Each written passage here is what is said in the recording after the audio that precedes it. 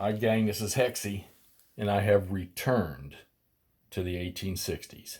1863 to be specific. July 1st. We're playing a game called Fateful Lightning, which was sent to me by Rich. The Battle of Gettysburg. I had never heard of this thing, and he sent me this thing and said it had some interesting mechanics, and boy does it ever have some interesting mechanics. So I know some of the earlier Gettysburg games, like the Avalon Hill stuff and things like that, they were all the rules were pretty simple, and then you hit the 77 series for Gettysburg, and they had 3 versions of the game in the one box, and it went from super easy to moderate and then to painful. But this game here is really cool because the rule book, most games will have your rules and then they'll follow up with optional rules. Well, this game here has, as the rule book's written, like as you go into movement, within the movement chapter, there will be advanced rules, all right? You don't necessarily have to use them. So what I'm doing is I'm playing this as I come across certain situations, I look at the advanced rules in the area, and then if it makes sense to apply them, then I apply them, i.e., there's a rule called bombardment. Bombardment is not only artillery shooting at range, but it's ground troops shooting at range if they can, all right? So this was XTR Corporation. This thing was done in, no idea. I don't see a year on this thing anywhere. 1994. Wow. I haven't been out of the service 2 years. All right, so let's look at the turn track on this thing. All right, so your turn track okay. So you've got the days from the 1st of July to the 4th. You've got the turns per day, which there are 6. And then you got this thing called couplets. You would think that if it was this and this game would just go so fast. Well, it's not a lightning bolt but for a game that has, I don't remember how many counters this thing has. This game has a boatload, 940 counters to it, okay? So, and it is regiment level. It's kind of like a Terrible Swift Sword type game, but the mechanics are completely different. So it took me, on the early morning turn of July 1st, I played 4, 5, 6, 7. I played 8 phases or 8 couplets before I got a turn end. And I was thinking to myself, when I was playing this, you roll initiative for both sides. Both of them drew this low initiative, which means all the units only have 1 movement point allowance.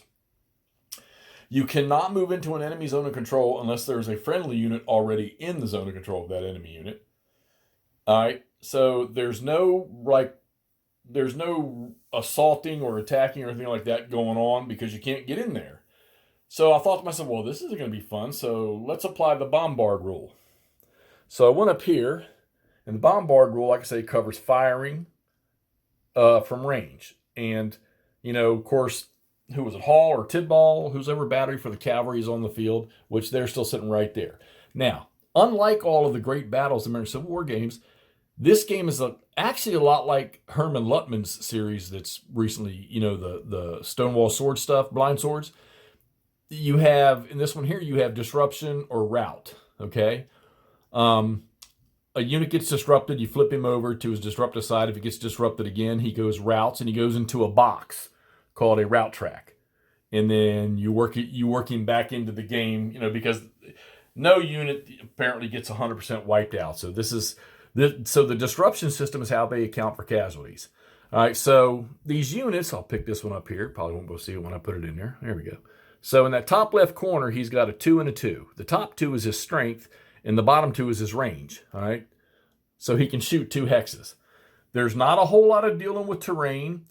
You can't shoot into the woods, but you can shoot out of the woods. It's got a very couple simple rules about when you can engage.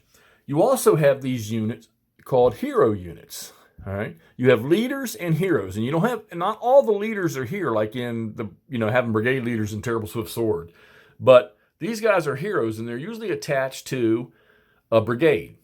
So like this is brigade number 43, which is Davis from Heath's division, okay? And he's actually got 2 heroes in that brigade. There's 2 of them sitting there.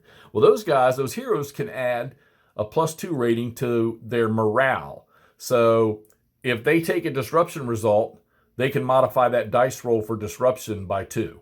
Or whatever the result is, it'll take it down 2. So that's where the heroes come in. They can add it to combat morale, okay? Then you have leaders. Let's find Harry Heath. All right, leaders have an inactive size, so depending on what your initiative is, leaders may be inactive for the whole turn, but you can roll to activate them. So Harry Heath, as superstar as he was, which I think this rating is a little bit low, he's a 1. So to activate him on a turn where leaders aren't active, you'd have to roll a 0 or a 1. Once you activate him, he's a leader, and now he's got a +2 rating. All right. Now leaders can do a lot more. They can add their +2 to movement, to stacking. There's like 12 things that a leader can do, and you have to sort of muddle through, figure out which one you want to do. They can help with attack. They can help with morale. They can help with rally. They can help with recovery. So when a unit gets disrupted, as you can see, Buford here has been moving around the battlefield.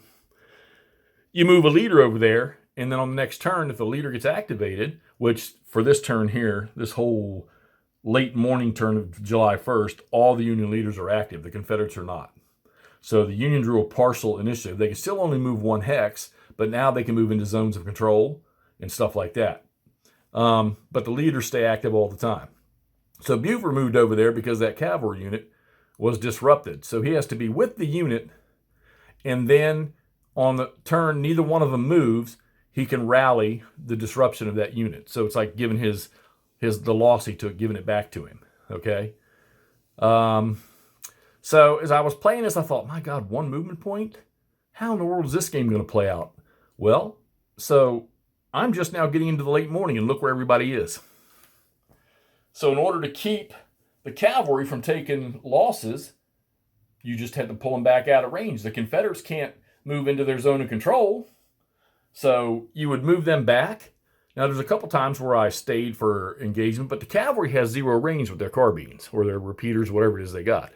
This artillery unit here, he must have disrupted 2 or 3 units, but he couldn't follow up with that second shot.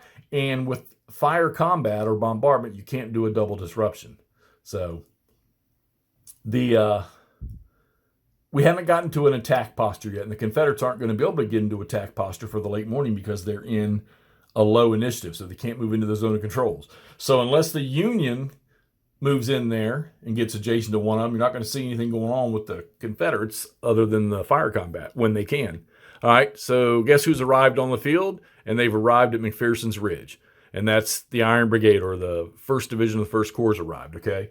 And I'm going to back off here a little bit because, granted, they're on McPherson's Ridge, and they're spreading to the right, and they're covered. They've already moved in here to cover the front edge of McPherson's Ridge to the northwest there. And then the reinforcements down here, and it's pretty accurate. The remaining pieces of 1st Corps here, all right, coming up the Emmitsburg Road. And then 11th Corps is right behind them, some of them. And then there's 11th Corps over here on the Taneytown Road, or Taneytown, however you all want to pronounce it, okay? And here's Big O.O. Howard, the one-armed German. Now, he's active. So if he's in a stack of units, that stack's movement, he gets to add his command value, or his value there to it, so +2. So they get 1 movement point because they're in partial initiative. But on a road, your movement points are tripled. So he adds his 2 in there, so instead of having 3 movement points, now they got 9. So he's en route. What I'll do with him, I don't know. Now, victory conditions for this game. You have 3 victory locations. And let me get this stuff out of the way here.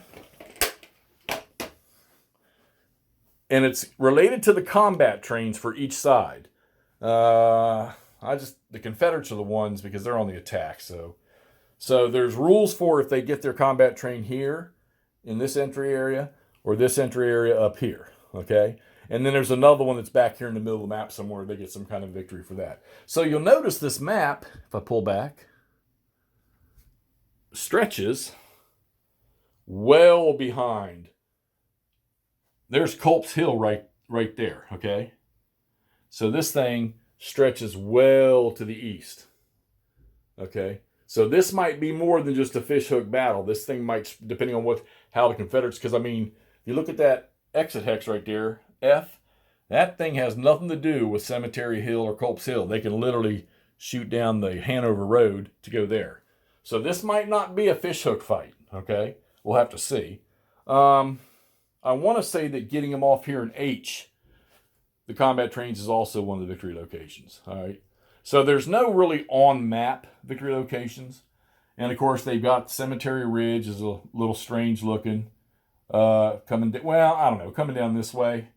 And, no, I guess it's okay. But then you've got Seminary Ridge, and they threw this high ground in here, probably a little more than they needed to, coming down to the Peach Orchard, and then down here on Warfield Ridge. So, but the terrain doesn't play a ton of effect in the game. It has some, but not. It's not like shooting. You can shoot to a unit that's on a slope.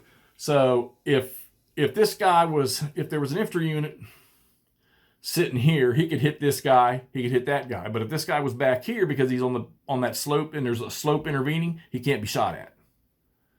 So this has been interesting so far because there's no blood and guts everywhere. Even though there's fire going on, there's units getting disrupted.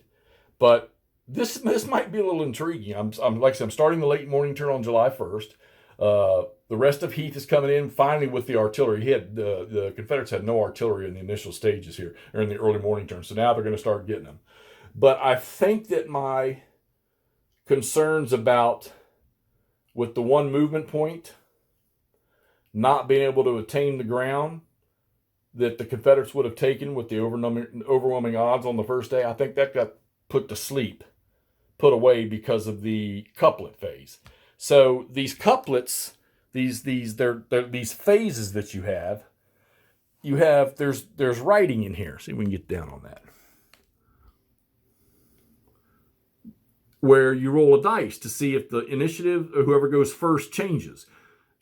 The initiative roll at the start of each turn is also affected by whether or not you are the first player. So at the end of the early morning turn, after I got here to this couplet 4, until the turn ends, or it changes side, and the player that it changes side to decides he wants to end the turn.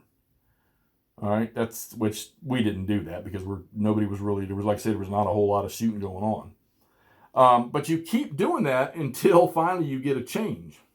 And then you go to the next turn and you reset and go back here. But whoever was the first player in the last couplet, he remains the first player when you roll, all right, for initiative. So the Union was lucky, and what'd they roll? They rolled a I think a 1, and they had a +1 for being the first player, and they ended up with a partial. Now the Union can only get a full activation or a full initiative on a roll of 9. The Confederates can get it on a roll of 6, 7, 8, or 9, okay? All right, so for those of you that hadn't seen me play any Civil War, Hexy's back in, and he's playing Gettysburg. Don't mind those other games. I'll get around to those eventually, too. So we're playing Fateful Lightning, XTR Corporation, 1994, 920-some counters, and this is Gettysburg, and it's regiment level. And we know how much I love Gettysburg. I know the map's not real fancy, but I think it serves its purpose. It's just fine. So, and Gettysburg looks like that in all the games when they do that right. All right, so we're going to get after this. I'll try to keep you all posted as I go. Other than once you get a boatload of units on the board, you can stack 3 units in a hex. And unless you start getting some partial and full activations for the Confederates, getting in there and grinding will be a little bit far and few between. But we'll see how that goes as this develops. Because right now, the game seems to be on cue for me for the timeline. The Confederates are starting to get the numbers. And we'll see how their push goes, whether or not the Iron Brigade, because the Iron Brigade's morale ratings up there are 8. So getting them to disrupt is going to be very, very interesting. Okay, you got to hope for some exchanges or something. All right, so let's get this thing up so y'all can see what's going on again. Fateful Lightning, XTR Corporation, 1994, Battle of Gettysburg, regiment level. All right, gang, want to keep up to date? You know the deal. Subscribe, hit that darn bell so you know when I pop a new one up on this. We're back in the Civil War. Talk to you soon.